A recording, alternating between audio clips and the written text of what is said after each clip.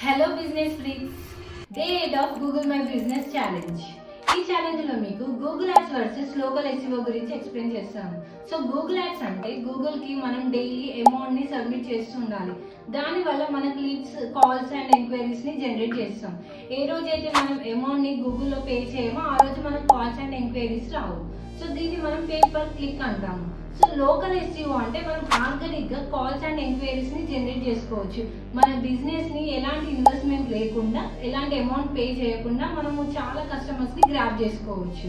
So local SEO ఏంటంటే keywords కి rank చేయడానికి మనము బ్యాక్ ఎండ్ కొన్ని వర్క్స్ చేస్తాం. దానివల్ల మనం టాప్ లిస్టింగ్ వస్తాం. టాప్ లిస్టింగ్ వచ్చామంటే మనకు ఎంక్వైరీస్, కాల్స్ అనేది ఆటోమేటిక్గా జనరేట్ అవుతుంది.